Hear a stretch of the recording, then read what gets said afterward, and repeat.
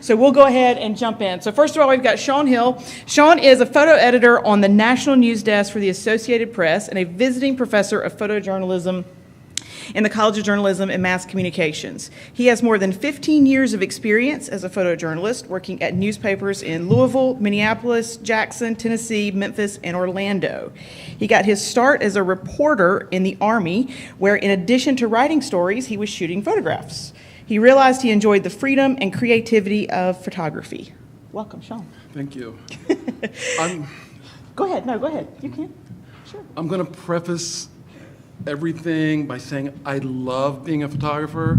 I got to shoot a couple Super Bowls, NBA, NFL games, college football, the whole nine.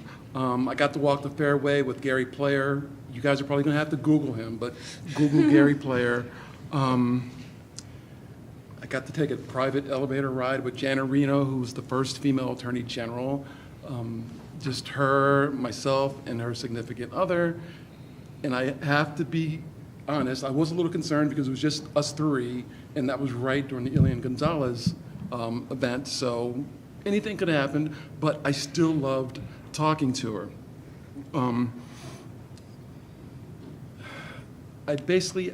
I got to meet all the newsmakers, and in this job, that's the thing that you can't put a price on having done. Now, having said that, there were incidences in my career that do stand out. In grad school, I was doing a story, 40 or 50-year-old man was learning to read. Basically, had never learned to read. And I remember going to his trailer, it was in Athens, Ohio, sitting there taking pictures of him, and his father comes in. And under his breath, he says, "What's the N-word doing here?" And I'm thinking, I'm in grad school, your son is just learning to read, and you still think that you are better than I am because of that, because of your skin color. The one other event that I had, another interning in Louisville, Kentucky. When you're an intern, wherever they say go, you go. So they sent me out, it was a little neighborhood where kids were supposed to have been hanging out. So I'm there like 15, 20 minutes, nothing. Then truck comes by. "Hey, N-word." I'm like, okay, I'm an intern, I'm still not going anywhere, so I stay, no matter what. Another 15, 20 minutes, no kids, no nothing. Same truck comes by, same thing. So at that point, I'm like, that's it, I'm going.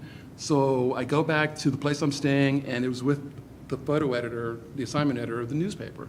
So I'm there, and I tell her and her husband, they're white, what happened? And with a straight face, and I guess they didn't realize what they were saying, they said, "I don't believe that. That's never happened to me." And I didn't know how to respond to that at all. And the last instance, I'm in Memphis. When you're out shooting, some days you just have to go try to find a feature picture anyway, no matter what. So I'm out, and I look, there's a mom out gardening with her 2 kids. I'm like, great, it'll make a great feature.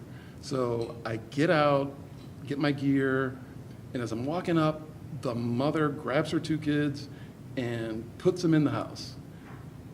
And I'm thinking, I have over $20,000 worth of gear on me, so there's nothing that you have that I would want, you know? But I want to end with this. I did a story on pet owners that were going to have to put their pets down. So I did a story on Mr. Lad and Lady Girl. I spent like 3 or 4 months with them, you know, the whole nine, him taking care of her, in the morning, taking him to the vet, the whole nine. So on the morning that Lady Girl passed, I was the first person he called, not his daughter, not his family, but me, and that really meant a lot to me. So despite some of the bad things that happened, that is one of the things that I remember more, you know, because you build those relationships, and that's, for me, is what I really love, and I remember more about that positive event than anything else. Awesome. Thank you, Sean. So I want y'all to go ahead and be thinking about questions that you would have for him once we get through sort of the first half of the program. As you can see, he's very open and honest and willing to talk about some hard topics, so please take advantage of this opportunity. Next, we've got Monique Farmer. Monique is an assistant professor of practice at College of Journalism and Mass Communications, and she teaches strategic writing, public relations planning and strategy, and public relations management and case studies. Before joining the college, Farmer served as the director of communications for Nebraska's largest school district, the Omaha Public Schools. Prior to that, she worked in corporate communications for ConAgra Foods and crisis communications for the U.S. Army Corps of Engineers. Welcome, Monique. Is there anything you would like to share? Thank you so much, Kelly. I'm going to just echo Sean's sentiments around the fact that this career in PR has afforded me a lot of opportunities that in another career field I might not otherwise have the opportunity to experience. One of those that stand out is just the ability to be able to support top leadership in all of those organizations. So in the Corps of Engineers, I was able to be the voice from a ghostwriting standpoint for Army generals, Army colonels, write their op-eds to be placed in national news outlets for topics ranging from floodplain management to flood damage reduction, be their advice and counsel. Same at the school district and same at ConAgra Foods, where I led communication for global food recalls and advised CEOs for joint ventures from here to India to Argentina to Canada. I've also been able to organize events that allow me to have close proximity to some of our top national politicos. I'm not going to name names because we're in an environment where I don't know where everybody sits in the room. But I'm sharing that because I know we're in a room full of journalism students. As a matter of fact, I know we have a whole class, and I know that you're still trying to figure out where your place is in the world. So I just really want to start on that positive note that this career field does afford you those kinds of opportunities. That said, I'm often in rooms, and it's become normal throughout my career to be the only one or one of few in those rooms. I remember several years ago attending a conference, and at one point during that, it was a 2-day conference, there were about 300 people there, and for whatever reason it hit me that I was the only person of color in that room. So we definitely have an opportunity in this industry to do a better job of representing and mirroring the population that is the United States of America. And then I want to pivot to a fun story, a little bit lighter. Show of hands if you've ever heard of the show Sex and the City. Okay, so the black woman's version of Sex and the City is this show called Girlfriends that was on in the early 2000s. Show of hands if you've ever heard of Girlfriends. You've heard of the show Blackish with Tracee Ellis Ross? Okay, Tracee Ellis Ross, she really got her debut on the show Girlfriends. And one of the reasons I love that show, like my mom bought me the entire DVD set for Christmas. It's still unopened because it's a collector's item. And Girlfriends is on Netflix, so I get the opportunity to watch it on a regular. If I need to pick me up, I watch Girlfriends. It's hilarious. They do also address a lot of stereotypical kind of content in that show in a fun way. So the star is Joan Clayton, and she is an African-American lawyer in her law firm trying to make her way up to partner status. But the thing that I loved about Girlfriends is that it was really a show that allowed me an opportunity to see black women, all professional, on television in a way that were not typically represented. So if you all are probably too young to remember, but we certainly have professors here in the room with us today who would remember the writer's strike that happened in the early 2000s. And so in the aftermath of that, the show Girlfriends was pulled off the air. And I about lost it. Like, I emailed every PR executive that I could get access to at the CW, which was the station that played Girlfriends at the time. And ultimately, I got a response. But I bring that story up because again, not only are we having a conversation about what opportunities this career field can afford you and our opportunities for improvement, but the importance of representation in media. And because you are all young, budding media people, it's another thought that I want to leave with you today as this conversation progresses. Awesome. Thank you, Monique. Next, we have Roxy Saul. Roxy is the digital editor at Miss Magazine, a producer on the Miss podcast On the Issues with Michelle Goodwin, and she graduated from UNL COGMC with her master's in journalism in 2019. Before becoming a journalist, she was a Texas public school English teacher, so she gets a gold medal for that. Roxy, what would you like to share with us today? Sure. I'm really honored to be on this panel. I just wanted to talk a little bit about how I think about representation in my own job. I take it very seriously.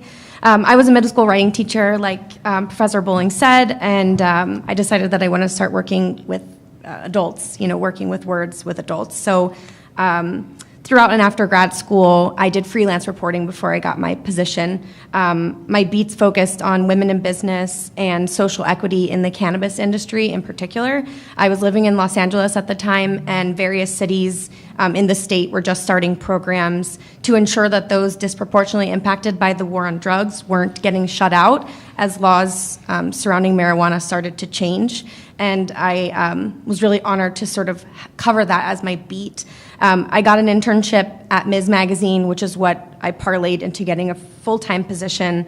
And I'm based in Austin, Texas, which is a wild place to do reporting right now.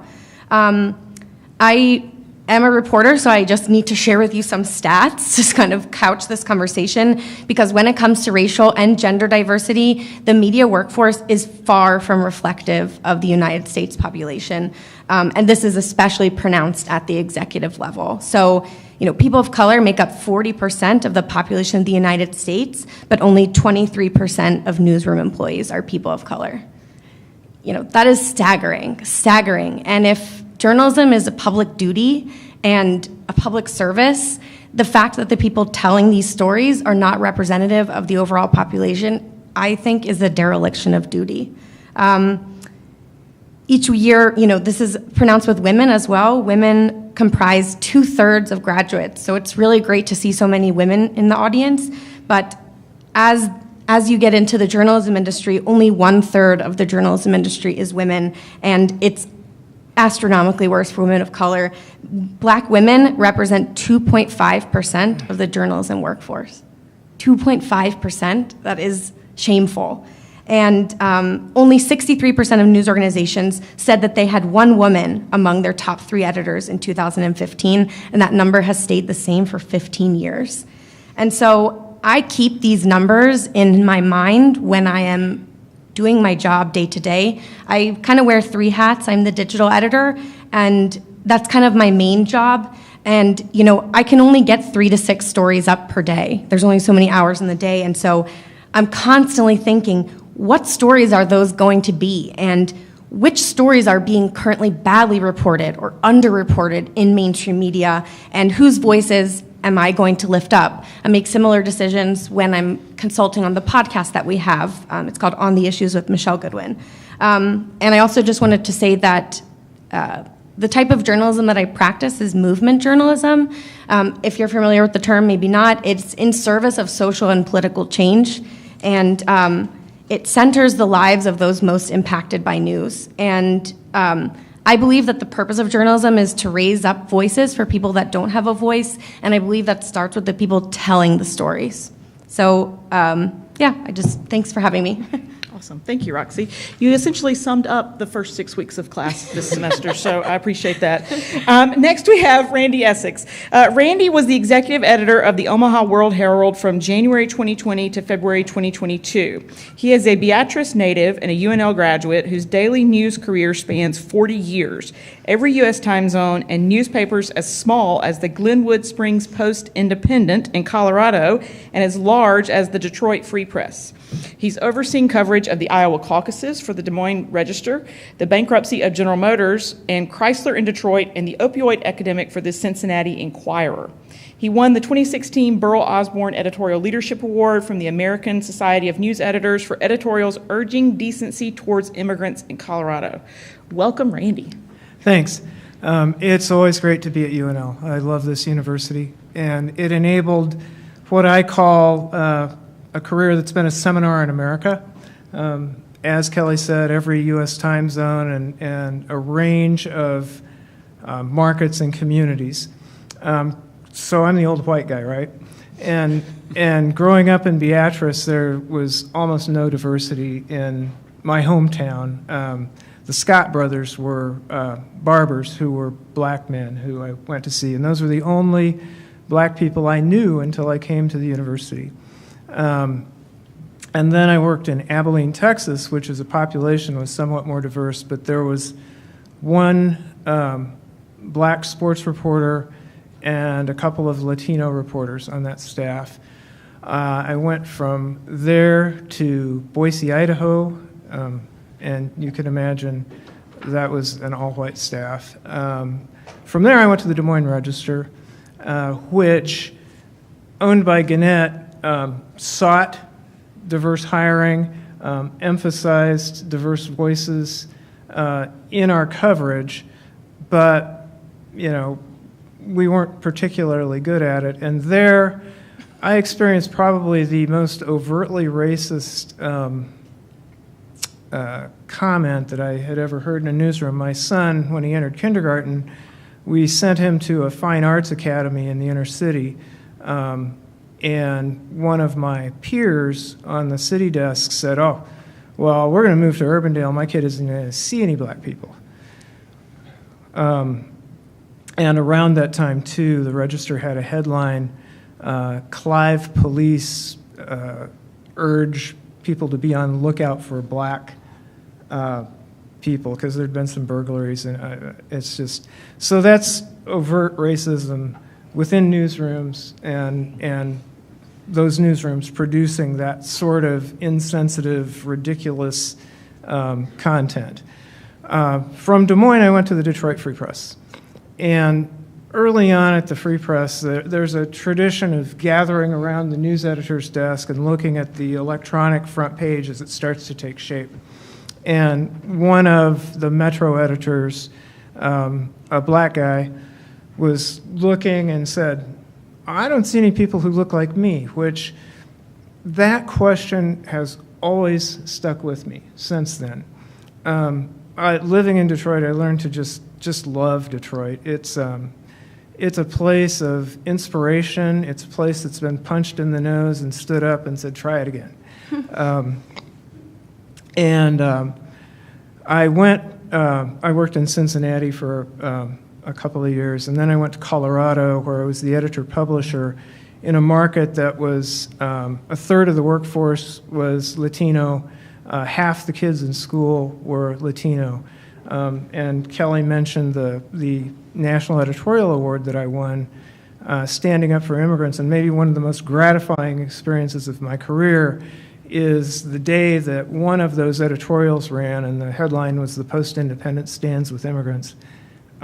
A Spanish-language radio station urged listeners to post things on its webpage and on its Facebook page, and this family created these signs, "Gracias, Post-Independent," which was so gratifying and moving. So I went back to Detroit a little bit. I'm very well-traveled, and too well-traveled. And then I became the editor of the Omaha World-Herald, where I was an intern in 1979. And I knew then that I was going to oversee one of the whitest newsrooms in America. The staff is under constant reduction. I became part of that earlier this month. And it is very difficult to increase the diversity of your staff when you're not able to make very many hires. We actually did a little bit, but then the only Latino reporter is now working for the new nonprofit Nebraska Examiner. and the guy who covered Creighton sports is leaving. So today there are 2 people of color in a newsroom of more than 50. And the important point that I want to make is just how you cannot make good decisions, you cannot represent the community well without voices who to the back to the honorable mentions and found a postage stamp size photo of the only black person in that section. And Monique, you were the OPS spokeswoman. You know that there are kids in Omaha and Lincoln and across the state who are deserving of that recognition, who are going to be wildly successful.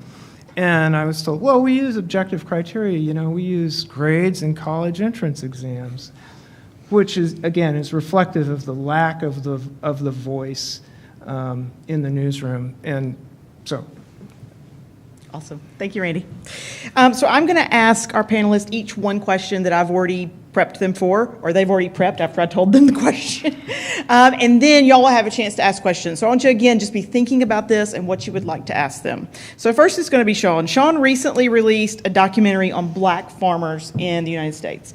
So can you tell us a little bit about the project and why you thought it was important? Before I answer that, I'm going to pivot back to Roxy's question. I have worked at 4 newspapers as a staff photographer, and at each stop, I was the only person of color on any of the staffs. So there's that. My Black Farmer project, I started that, or I got the idea for it during my 10th high school reunion, believe it or not. One of my classmates I knew was a farmer all through high school, and when I saw him at the class reunion, he was chock full of gray hair and just the stress of being a farmer. So I'm thinking, okay, so if he has it hard, what do black farmers, what do they have to go through? So it was a lot of years later when I started. I think I started in 2010. And initially it was strictly going to be a stills project. That was my only thought, to do the day-to-day life, and that was it. But the more I talked to them, the more time I spent with them, it became a larger story because of how they were being screwed over by the USDA. One of the farmers I photographed my first time down there, Mr. Eddie Wise, had taken out a $20,000 loan, which most farmers have to take out, but he could not get any other loan in a timely manner, meaning you need to get your loan in order to get to pay for the crops, seeding, to get everything in. And the workers at the local agency were not giving him his money on time. So Mr. Wise stopped paying on the loan. So when I went down there the second time, he owed over 6 figures, like almost $500,000, because he had stopped paying. And he also didn't want me to meet him on his farm then, because he was afraid if we were there, somebody would try to come and repossess his farm. So we met at a local theater and just talked the whole nine. And 2 weeks after I left him, his farm was raided by 14 armed federal agents and sheriff's deputies, and they took his farm. And the main thing was his neighbor, the farmer a mile over, wanted his farm. So he was friends with the agents, so therefore they didn't give him the loan, making sure that he wouldn't be able to pay and he would have to foreclose, and they would take his land and the other farmer would get it. So I wanted to tell that story, and that was just one of many from these guys. And the bottom line for all of these guys was they only wanted the farm. That's the only thing they wanted to do, and the USDA made sure that they couldn't do it. And now a lot of them are in their 70s or 80s, so they can't do it. And the ones that are in their 40s or 50s have lost the fight to do it. They love having farmed, but they don't love the fight and what they had to go through to do it. Awesome. Thank you, Sean. Monique, you have extensive experience in the PR industry. Can you speak to us about the importance of diversity in public relations? Yep, thank you. Oh. Excuse me, I'm going to lose my voice here. Hopefully I can keep it long enough to get some of this out. I talked a little bit earlier, just during the intros, about some of the experiences and the importance of mirror representation of our population at PR. And I will just share an anecdote from a class that I taught last semester. It's called PR Management and Case Studies. So in that class, students read about, I think they go through a good 10 to 12 case studies over an 8-week asynchronous course. And one of the things that we do to stay connected as a cohort, because they aren't meeting in person or seeing each other regularly, is weekly discussion board posts. So each student identifies an article that's relevant to context and course content that we've already covered in the course. And they post it and they analyze it, and then the peers also post on it, add some additional commentary, maybe prompt them with some additional questions.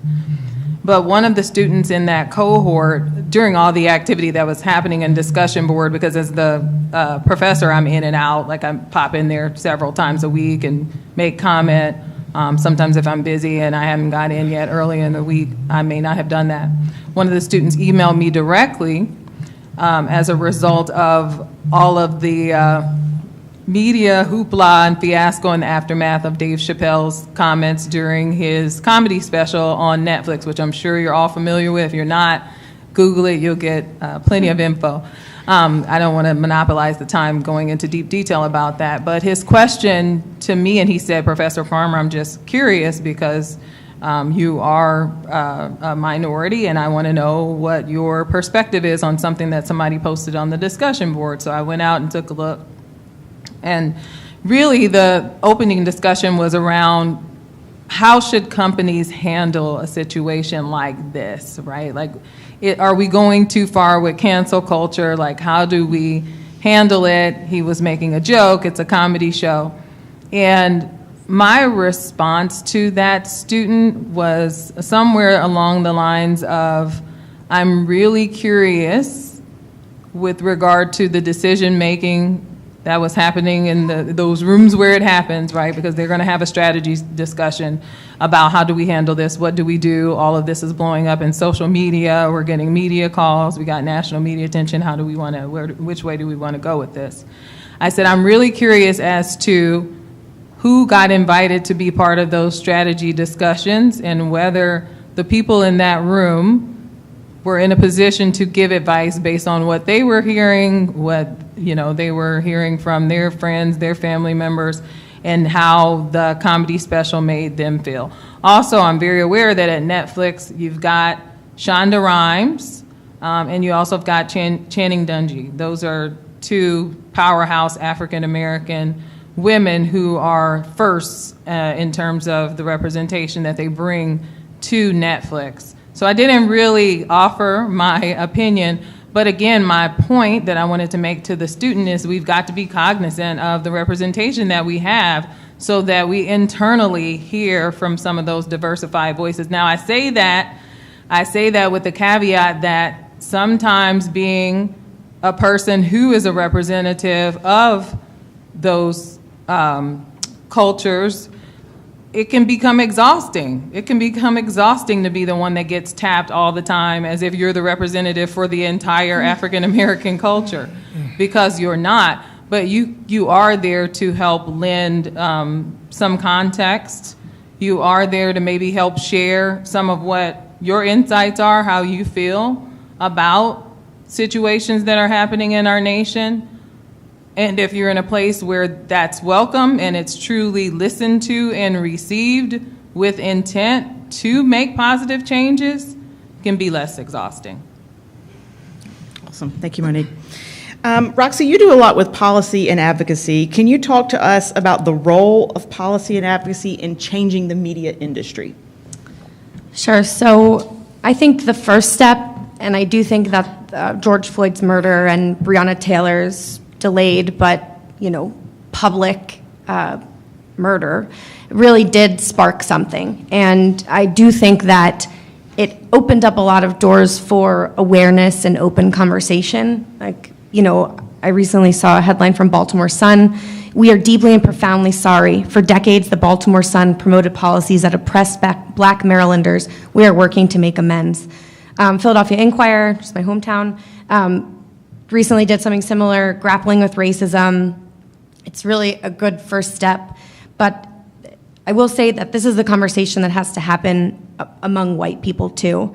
And so I do challenge the white people in this audience not to shy away from these tough conversations with the people that you love and the people with whom you have sway. Your parents, your friends, that's something that's really important. But awareness is not enough. It's a great first step, but in terms of policy, just asserting that diversity is the right thing to do, though it of course is not sufficient. Structures and objective numbers need to be put into place. One example are quotas. Like if Professor Hill's companies, where he was the only person of color, had a quota, that wouldn't have happened. So it works for gender and racial diversity. But in terms of improving the media industry, I think the first step is improving the pipeline. So if you heard in my career trajectory, I began my job as an intern. And so first step is, how can we improve the pipeline so that entry-level positions are easier to obtain for people, students of color? I take that very seriously. I oversee the internship program at MIS, and I know that it's a pipeline. So many of my colleagues started as interns, and so that means making sure that interns get paid, making sure interns have a flexible schedule, that they can work the hours that work for them if they need to do additional jobs, being flexible in that way. But it's also making sure that, me and other internship supervisors and supervisors in general invest in mentoring and training new reporters and making sure that entry-level reporters, especially reporters of color, women of color in particular, have the credentials that when they go to a job, they feel prepared. And but the other thing is, once you're in the job, we need to make the actual job of being a journalist more family-friendly. Better family-friendly policies include childcare, flexible work schedules, strong paid leave policies, because Black and brown families in particular are more likely to have two working parents. And the journalism job is 24/7. The news does not stop. And the amount of women falls off as women get older. And having less women in executive roles does a disservice for all employees in particular. And having less people of color in executive roles does them a disservice. And so, like I said, it is twofold. It's improving the pipeline and then making sure that once they're in, how we can get people to stay. Awesome. Thank you, Roxy. Randy, you had a really interesting project going on at the Omaha World Herald where y'all were doing an inward look on racist coverage. Can you tell us a little bit more about that? Sure. Just like Roxy mentioned, Baltimore and Philadelphia, several newspapers, the LA Times, Kansas City Star, have done sort of historical audits of their coverage. And part of it is to come clean, to identify their shortcomings and how they've dealt with communities of the color, marginalized communities. And part of it is to inform how they will go forward. At the time of George Floyd's murder, one thing I did was created a group of community columnists, and it's about a dozen people. And in part, it was cover for giving a regular voice on the World Herald opinion pages to half dozen people. Excuse me. To a half dozen people of color, which had never happened before. And I met Preston Love Jr., who was one of those people and is a known activist in Omaha. And we talked a little bit about the World Herald's perception in the community in North Omaha. And he said, people don't read you. They're tuned out. You don't reflect their experience, you don't reflect their community. And the Kansas City Star Project came out at about that time. So I talked to the then publisher, she's gone too, should we do this? And initially it was part of a much bigger partnership with UNL that has come apart, but this piece of it survives. So Professor Joseph Weber and Sean's involved in the depth reporting class this semester are looking at moments in history from Wounded Knee through the 60s riots in Omaha after a 13-year-old girl was shot by police, on to more contemporary events, and examining how the World Herald covered those and how it may have reflected the community. And back to how white that newsroom, I want to say my newsroom, but that newsroom is, I didn't think that we could do that well. So I turned to the university, and the depth class is kind of an independent audit of what's happening.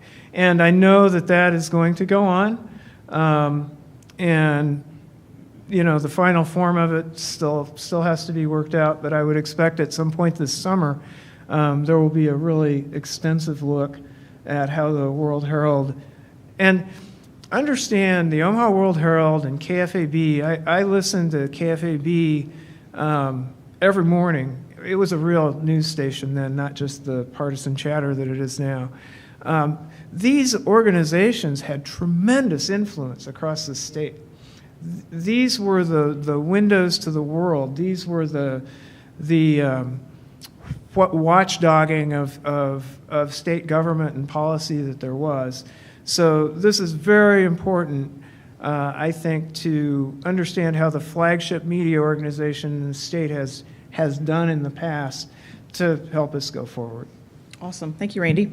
So now I want to open it up to y'all for questions. So we've got a mic here and a mic here, and you can just walk up and start talking. So who would like to go first? Oh, I thought Adam was running to the mic.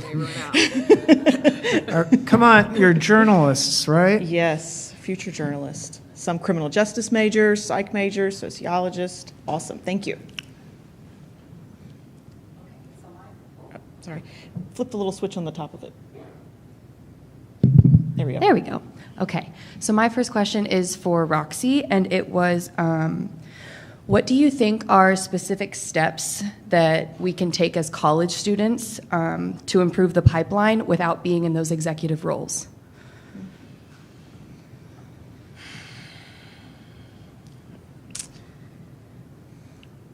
It's hard for y'all to improve the pipeline, period. It is challenging. Future supervisors to look at a diverse sort of background of a student, but I don't know if there's a lot that y'all can do to improve the pipeline. I think there is things that y'all can do to improve your resumes. I mean, to make yourself a more desirable candidate, to develop your portfolio as soon as you can and in the beat that you're looking to cover. It's making yourself as desirable to a future employer as possible. I always say, and this is a room full of college students, one of the things that I did when I was at the University of Nebraska for my master's was I got certified in Google Analytics. It was a requirement of a class. It is a free certification. It is 100% why I got my current job, because I have a digital literacy that I can use to my advantage to make myself sound very smart and talk about data and talk about page views. And so that's one thing, is make yourself desirable. I think it's as much as you can, fake it till you make it, making sure that you are confident when you walk into a room and you know what you're talking about as much as you can. But it's tough. I don't know if there's a lot y'all can do to improve the pipeline. It's more, this is me speaking to decision makers, that we need to improve the pipeline. And I feel a lot of pressure from y'all's generation in a good way to challenge, we have interns and they're Gen Z, like y'all, like most of y'all, and it's such a pleasant challenge to be challenged by your generation. And so I think just demanding change and holding decision makers accountable and making sure that they know you're listening. Bad laws are getting passed because they think no one is paying attention. And showing up to let them know we are paying attention, showing up to vote, these are the ways. But it's, like I said, it's doing as much as you can to beef up your resume and your portfolio. And unfortunately, like I said, this is a challenge to decision makers. Thank you. Awesome question. Next. Anything to add? Okay. It's a tough one. You might have to turn that one off. Hi, so this question was kind of inspired by Randy, but anybody can answer it. So I'm from Waukee and grew up and I interned in Des Moines and work in a station here now in Lincoln. And it's I'm a white person, obviously, and I'm graduating in the spring too. And it's just kind of coming into these entry-level positions, what can the people like me do who are from these places like Des Moines but want to go into these newsrooms and not be afraid of these conversations and want to see, the diversity. And it's I know it's not me, but I want to right off the bat be able to support that. So I guess what would your advice be for people just entering the industry? I mean, mine would be to not be afraid to speak up. If you have a perspective that you don't feel is being represented or heard, during the there was a homicide in the old market in Omaha where a white bar owner killed a black protester. And we had many discussions about aspects of that to publish and how to handle it. And again, it's an almost entirely white newsroom, but there were a couple of people who would say, here are things that we need to think about. Are we considering this? The sports editor at the time is, I don't know if anybody knows who Hunter Salas is. He's playing basketball for Gonzaga now. His stepfather was our sports editor at the time. And he would joke that in recruiting, they called him the white boyfriend. So he at least had friends and heard conversations. And he was important to informing those decisions that we made. Even being aware that those are important perspectives to hear and being brave enough to say, we need to think about this, at least opens the door then to that kind of conversation. Yeah. Sean, I'd love to hear from you for that as well.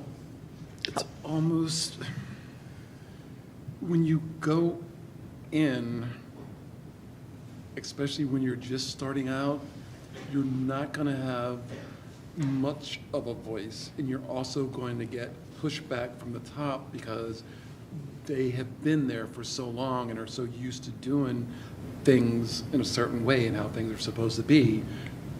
But you're just going to have to be strong enough to push through it and try to get them to see your point of view and how it helps the paper by having a diverse staff, Yeah. And Monique, she specifically asked about newsrooms, but I would love to hear your perspective on the PR industry as well.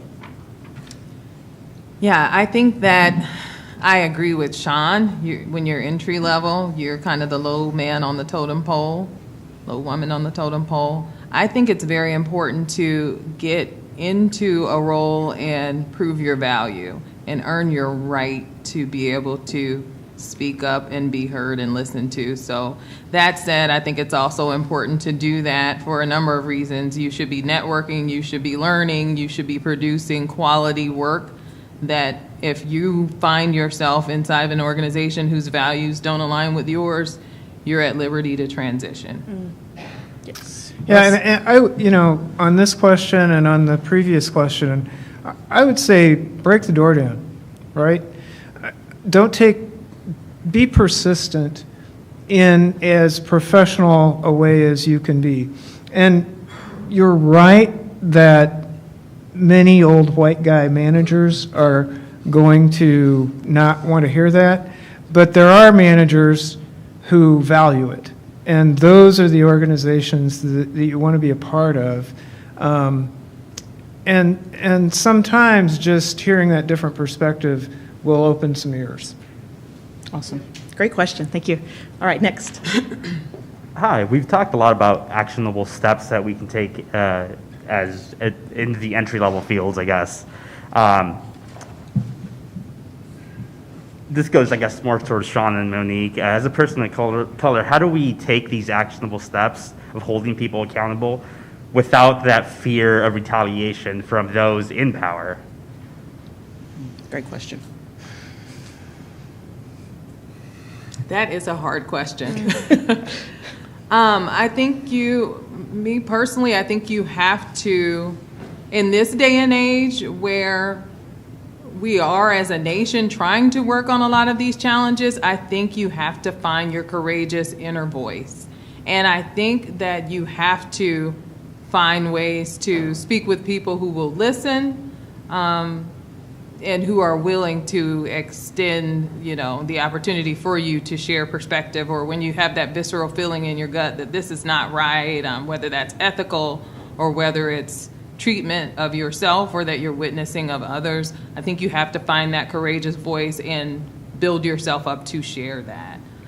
Because without people being aware sometimes that there is an issue, they can't help to change it. Everywhere that I've been, the men that have hired me have wanted me there. So I already knew that they had my back, so to speak, so that wasn't much of a fight. The first paper I was at was Henderson Gleaner, and I remember my first day at work, I was on the front page of the paper, my little mugshot, and I'm thinking, okay, why is that there? But I'm assuming they did it just to let the community know that if you see this black man out and about, he's working for the paper. But my boss at the time, Ron Jenkins, may he rest in peace, I love the man. He was the best boss I had.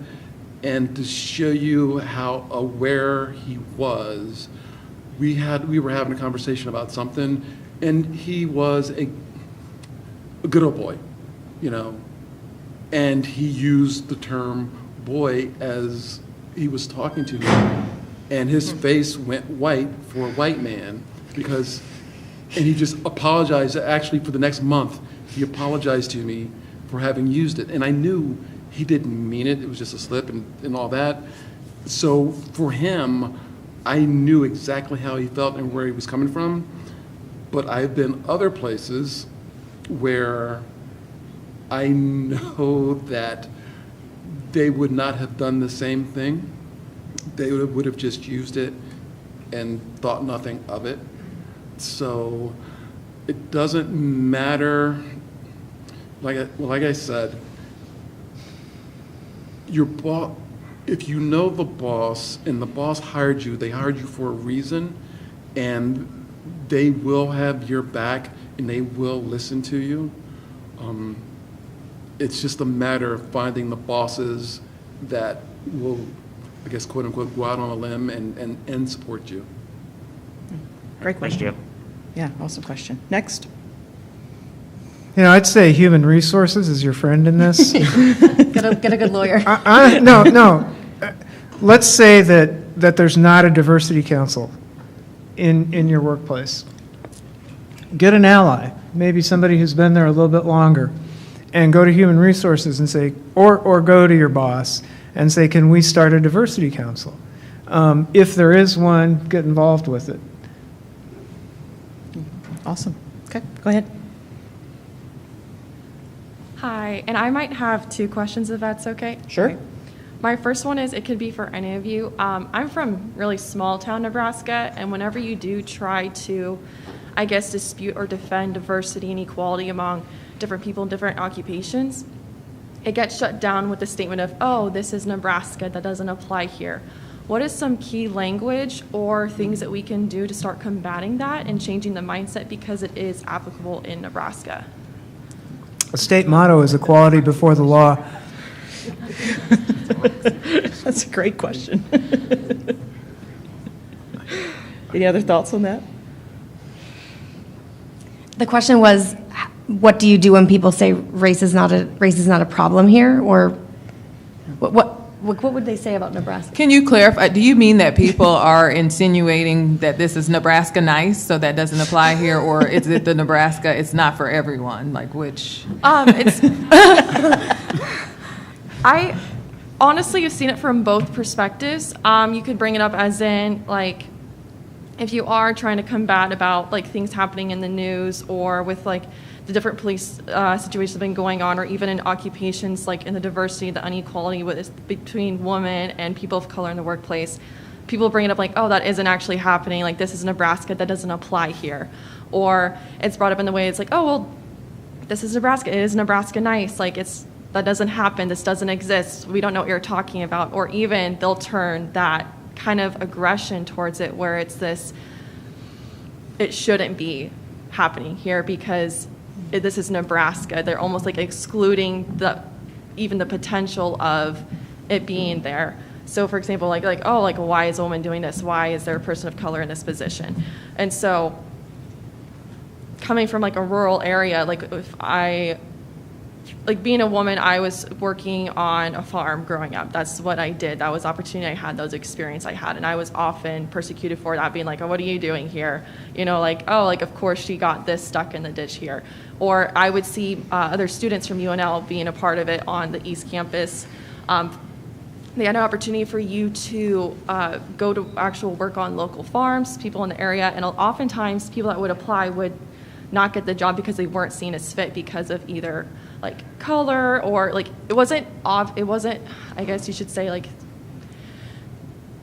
you could tell that's what it was, but no one ever came out and said it, if that makes sense. And I know I've just seen that repetitively throughout Nebraska. It doesn't matter really where it is. So what are some things that I guess we can do to start defending that when it does come up in conversation, because it is very difficult with I guess talking to about employers or even like your family or like where your community, where you're from, because I know with Nebraska everyone is very still involved in their communities. It's something that's always been like a part of us. So Yeah.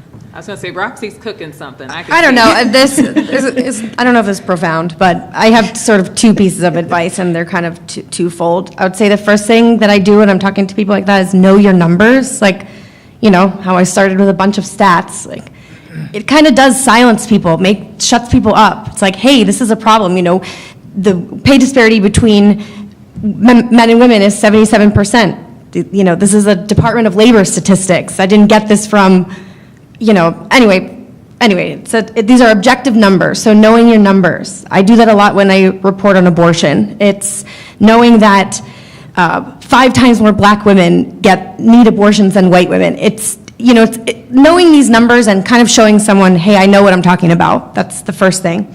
You know, saying like half of women who seek abortions already have children. You know, they're not using it as birth control. You know, trying to break tropes down a little bit with numbers, and then backing that up, like how you just shared your story about, I was a woman that grew up on a farm. It's backing them up with stories. So another thing I would plug, it's called the Race Class Narrative. It's from Demos. It's also another free training. It teaches you how to convince people that race and gender and class is real, and so I would highly recommend that. It's a free training. Again, it's the Race Class Narrative from Demos, DEMOS.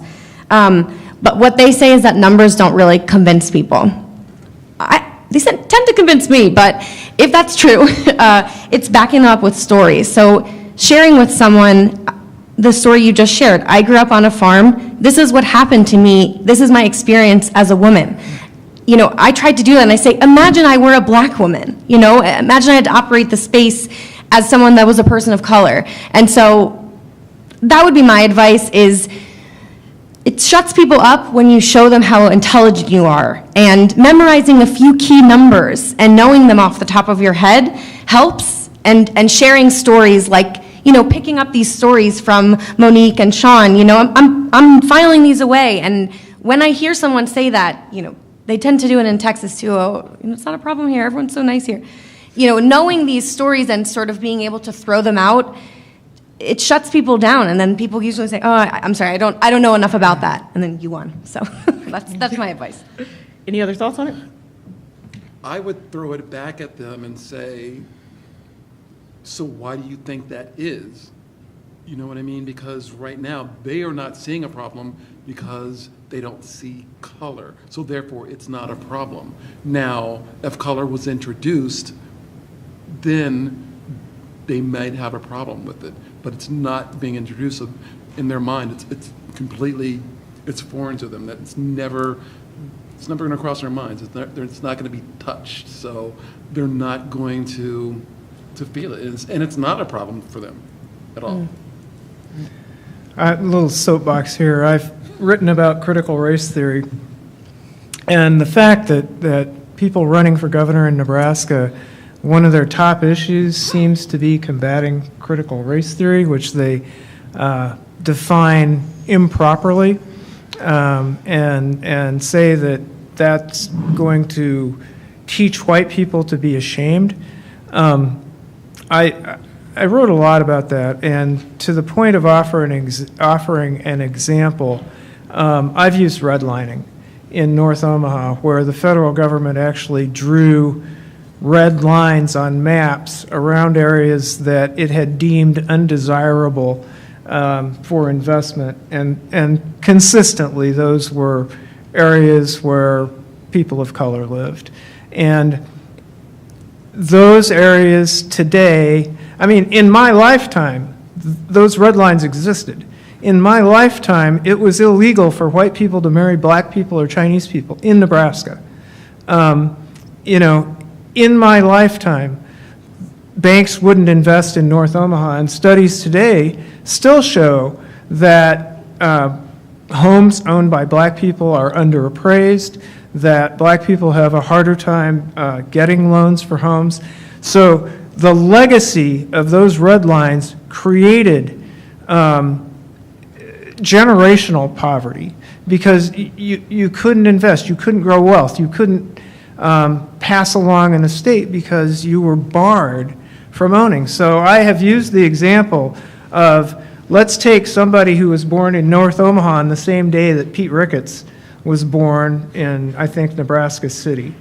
And let's compare the opportunities that were in front of them.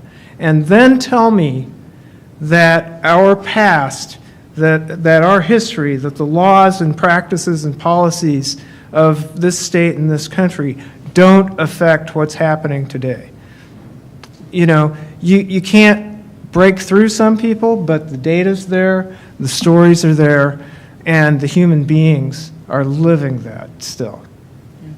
Just to piggyback on what the concrete examples that Randy is sharing as well, there's an author by the name of Robert Putnam, some of you probably have heard of him, who wrote a book called Our Kids, and that's exactly what he does. He takes this dichotomy of, here's the experiences of an average white suburban child, and let's track that and compare it to, an A student minority who, is a straight A student, and compare their opportunities and experiences. And what does that mean that we need to change as a nation?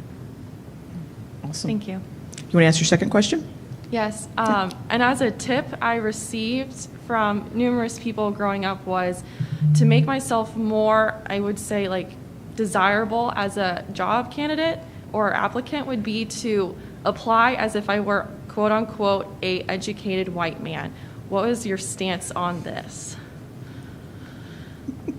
I'm not an educated I'm an educated black man, so I don't know what being an educated white man Yes. would be at all. I don't know. I'm not laughing at the question, Right. by the way. As an educated white man who has hired a whole bunch of people, what I want people to be is authentic. Mm-hmm. So, okay, it's easy to say to somebody, just be yourself, but you have to know who you are, and you have to be able to convey that. You have to be able to show that you have passions in an appropriate fashion. But I want people who care about things, who have, I think the number one job qualification in journalism is curiosity.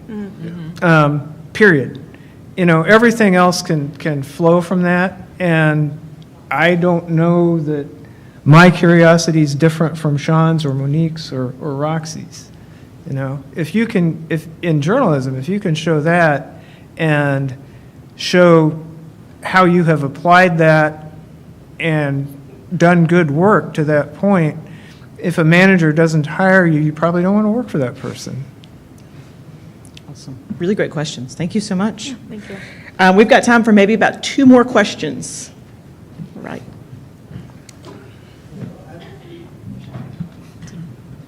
There you go. Okay, I have a question more for Sean and Monique. You know, being a black man trying to get in media and things like that, I feel like I can count on the one hand how many black news anchors are out there who are the most visible in national media and things like that. And I feel like just anything that you do as a person of color, specifically black, like you have to work twice as hard to get half of what everyone else gets.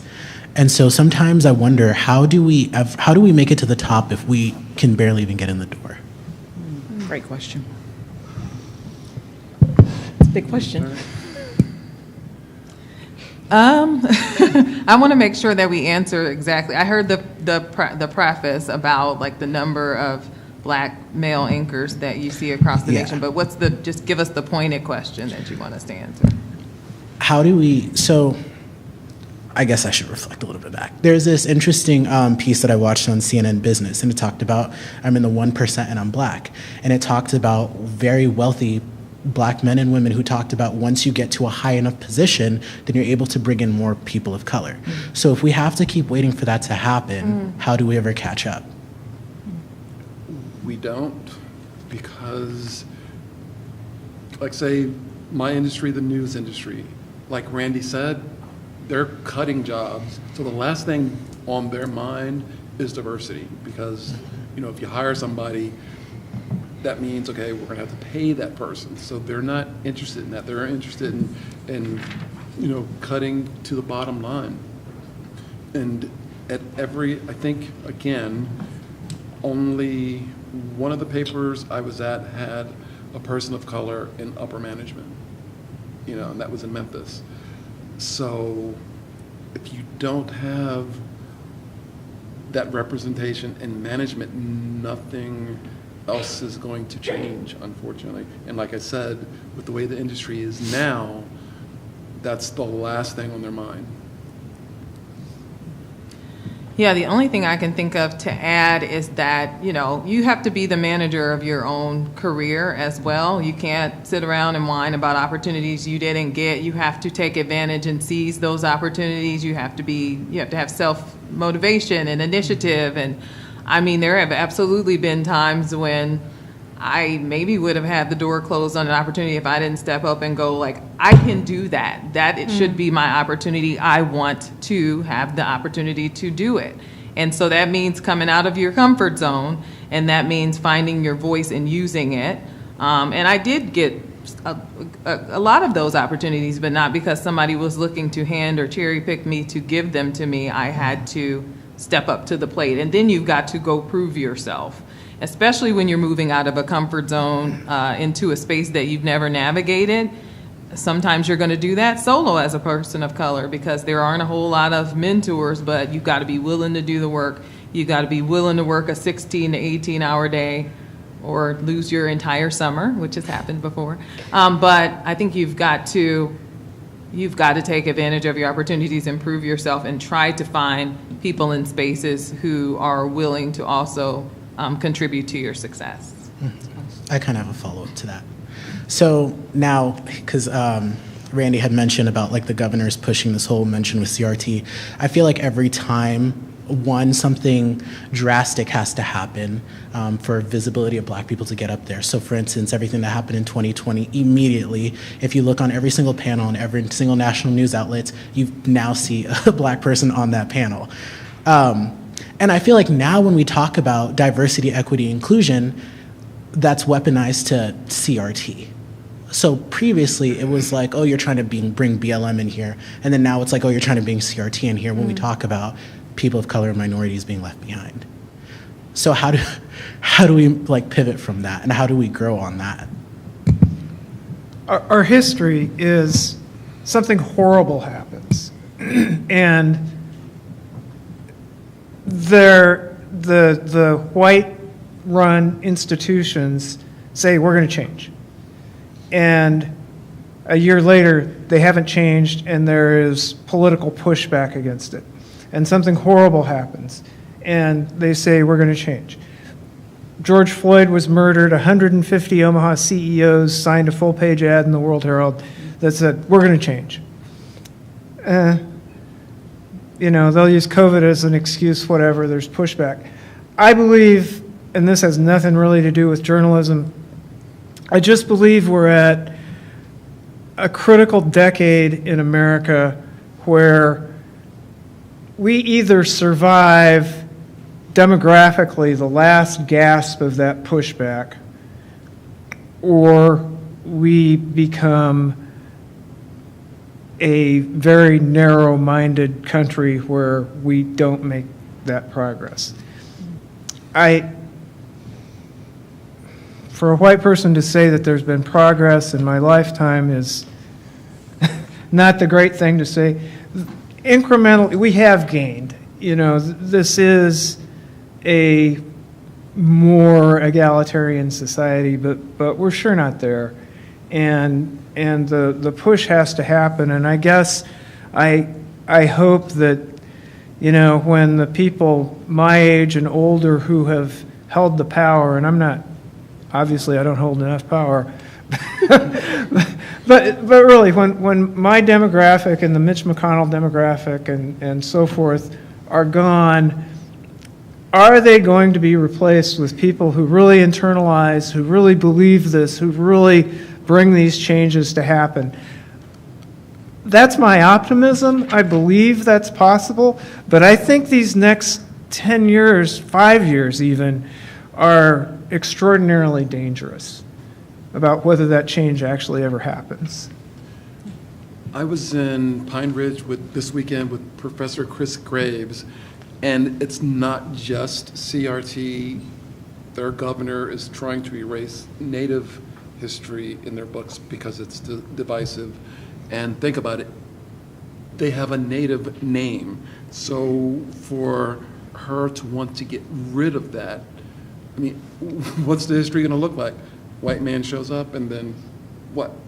You know, so it's basically a battle on people of color in this country. Any last thoughts, Sean?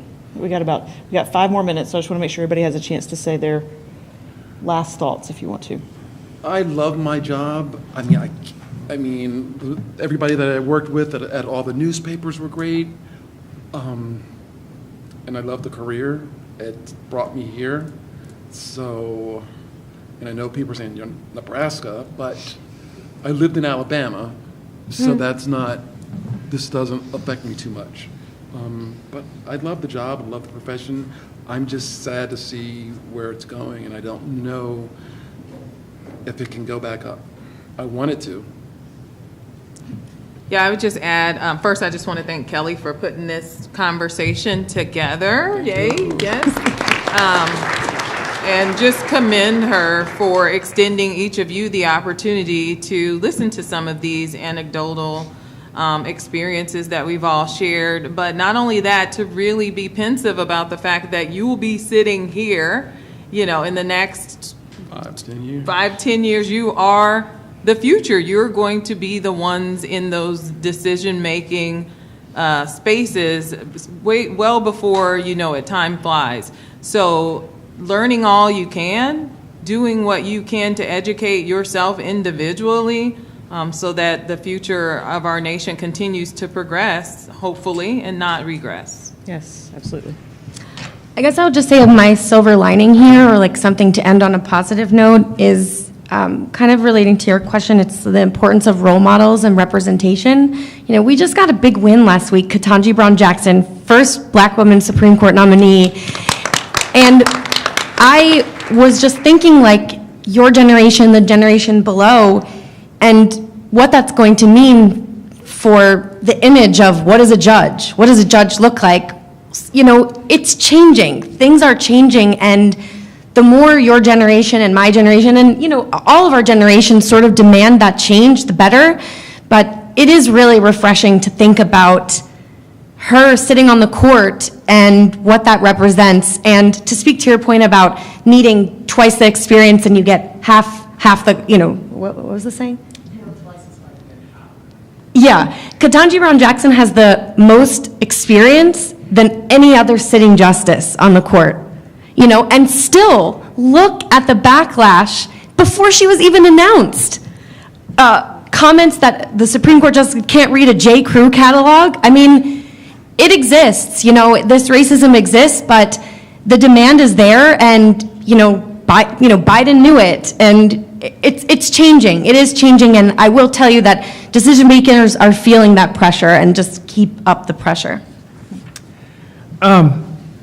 Journalism, there's never been greater demand for good journalism. There's so much bad journalism, you know, but people are hungry for accurate, deep, watchdog information. There's that. Be curious, be persistent, and be bold. Awesome. Thank you to the panel. Y'all are fantastic. So great. If you're in my class, there'll be one more attendance code. We're going to put it up right now. And it is about 3 minutes before class is officially over. I assume that the panelists would love to see you in person if you want to come up here. All right. Thank y'all so much. Hang on one second.